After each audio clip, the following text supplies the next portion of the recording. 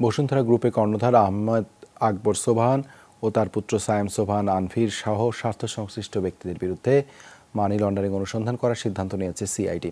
সংশ্লিষ্ট সূত্র জানায়, বসুন্ধরা আবাসিক প্রকল্পের প্রস্তাবিত জমির কিছু অংশের রাজুকের অনুমোদন থাকলেও বেশিরভাগই ক্ষমতা ও অর্থের বলে জনসাধারণের ও সরকারি সম্পত্তি ভরাট করে প্রকল্প বাস্তবায়ন করা হয়েছে। এর মধ্যে বেশিরভাগ প্রকল্পে নেই রাজুকের অনুমোদন।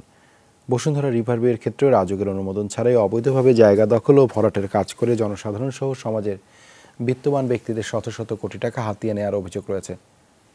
সংশ্লিষ্ট সূত্র থেকে আরও জানা যায়, বসুন্ধরা অয়েল অ্যান্ড গ্যাস প্রতিষ্ঠানটি ট্রেড বেসড মানি লন্ডারিংয়ের আশ্রয় নিয়ে বিদেশ থেকে আনুমানিক ২,০০০ কোটি টাকার বিটুমিন আমদানি করেছে এবং পরবর্তীতে উক্ত আমদানি করা বিটুমিন একটি শক্তিশালী সিন্ডিকেটের নিয়ন্ত্রণে ইচ্ছেমতো দাম নিয়ন্ত্রণ করছে।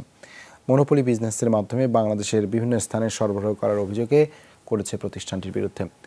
বসুন্ধরা গ্রুপের এসব স্বার্থ সংশ্লিষ্ট বিভিন্ন প্রতিষ্ঠানের বিরুদ্ধে প্রতারণা, জাল, জালিয়াতি সহ হাজার হাজার কোটি টাকা আত্মসাৎ ও পাচার সংক্রান্ত অভিযোগের প্রেক্ষিতে মানি লন্ডারিং অনুসন্ধানের সিদ্ধান্ত নিয়েছে সিআইডি।